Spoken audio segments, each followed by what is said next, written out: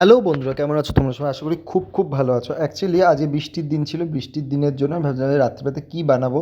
ঘরেও দেখলাম চিকেন আছে, তাই চিকেনটাই বানানো হচ্ছে সব থেকে ইজি। আর ভাবছিলাম যে হচ্ছে যদি চিকেনের সাথে লুচি খাওয়া যায়, যেহেতু বৃষ্টি পড়ছে, গরম পাতলা পাতলা খাবারটাই বেশি প্রেফার করি। এই জন্য হচ্ছে ভাবলাম যে আজকে একটু লাল লাল করে চিকেনই বানাবো। তার জন্য ফার্স্টেই কী করে নিয়েছিলাম, পেঁয়াজ আদা রসুনের একটা পেস্ট করে নিয়েছিলাম। তারপরে তেলের মধ্যে 1 চামচ ঘি আর গরম মশলা ফোড়ন দিয়ে পেঁয়াজ আদা রসুনের পেস্টটা দিয়ে দিলাম। ব্যাস, তারপরে হচ্ছে ধনের গুঁড়ো, জিরের গুঁড়ো আর হচ্ছে কাশ্মীরি মির্চের একটা গুঁড়ো। ব্যাস, তারপরে একটুখানি ভিনিগার দিয়েছিলাম আর একটু সয়া সস। এটা ভালো করে যখন মিক্সড হয়ে গেল, ভালো করে দেখলাম যে হচ্ছে তেলটা ছেড়ে দিয়েছে, তখন কাঁচা লঙ্কা অ্যাড করে দিয়েছিলাম আর চিকেনগুলোকে তারপরে দিয়ে দিলাম। চিকেনগুলোকে দিয়ে ভালো করে নাড়াচাড়া করতে হবে। নাড়াচাড়া করে আমি মাঝে একটুখানি দই দিয়েছিলাম, যেটা আমার দেখানো হয়নি, তোমরা চাইলে দইটা দিতে পারো। দইটা দিয়ে দিয়েছিলাম। দইটা দেওয়ার পরে এই দেখো বেশ চিকেন থেকে তেলগুলো ছেড়ে দিয়েছে। তারপরে হচ্ছে নামিয়েও নিলাম। ব্যাস, রেডি আমাদের চিকেন। আর চিকেনের সাথে যেহেতু আমি বলেছিলাম যে লুচি খাবো, তাই চিকেনটাকে এইভাবে বেড়ে নিয়েছিলাম।